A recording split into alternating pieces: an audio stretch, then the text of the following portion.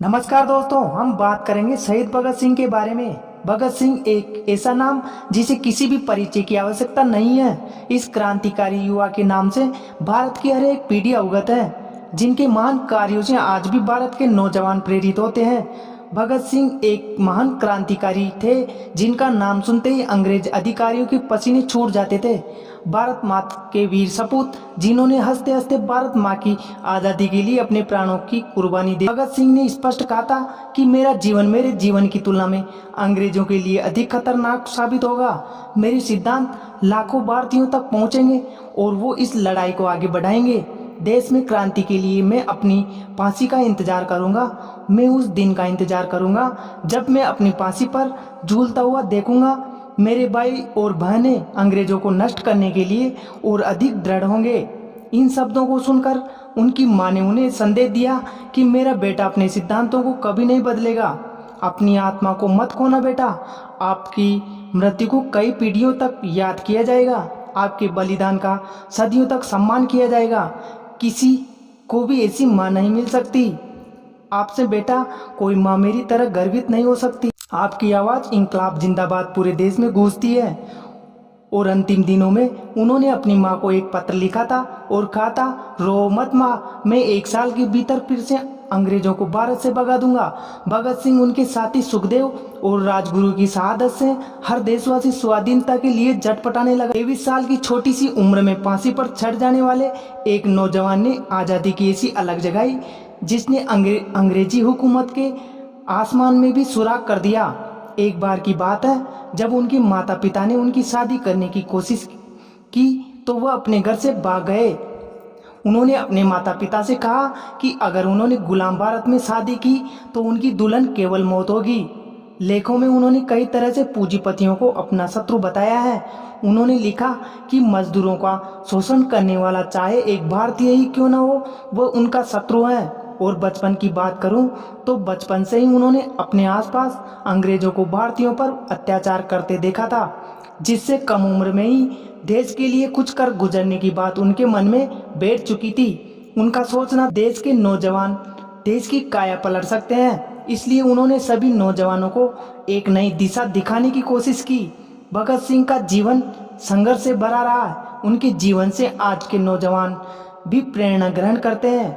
1919 में हुए जलियांवाला बाग हत्याकांड से भगत सिंह बहुत दुखी हुए थे और महात्मा गांधी द्वारा चलाए गए असहयोग आंदोलन का उन्होंने खुलकर समर्थन किया था। भगत सिंह खुलेआम अंग्रेजों को ललकारा करते थे और गांधी जी के कहे अनुसार ब्रिटिश बुक्स को जला दिया करते थे। चोरी चोरा में हुई हिंसात्मक गतिविधि के चलते गांधी जी ने असहयोग आंदोलन को बंद कर दिया था, जिसके बाद भगत सिंह उनके फैसले से खुश नहीं थे और उन्होंने गांधी जी की अहिंसावादी बातों को छोड़ दूसरी पार्टी ज्वाइन करने की सोची। भगत सिंह लाहौर के नेशनल कॉलेज से बीए कर रहे थे। तब उनकी मुलाकात सुखदेव थापर, भगवती चरण और भी कुछ लोगों से हुई। आज़ादी की लड़ाई उस समय जोरों पर थी। देश प्रेम में भगत सिंह ने अपनी कॉलेज की पढ़ाई छोड़ दी और आज़ादी की लड़ाई में कूद गए। चंद्रशेखर आज़ाद, भगत सिंह, राजदेव व सुखदेव ये सब अब मिल चुके थे और इन्होंने कुछ धमाका करने की सोची।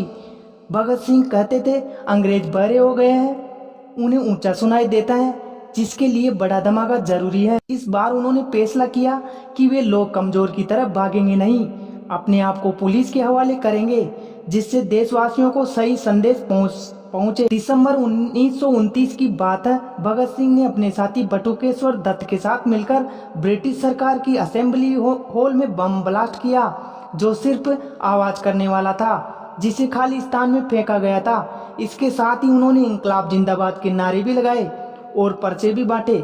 इसके बाद दोनों ने अपने आप को गिरफ्तार कराया। इतिहास में गूंजता एक नाम है, भगत सिंह शेर की दहाड़ सा जोश था।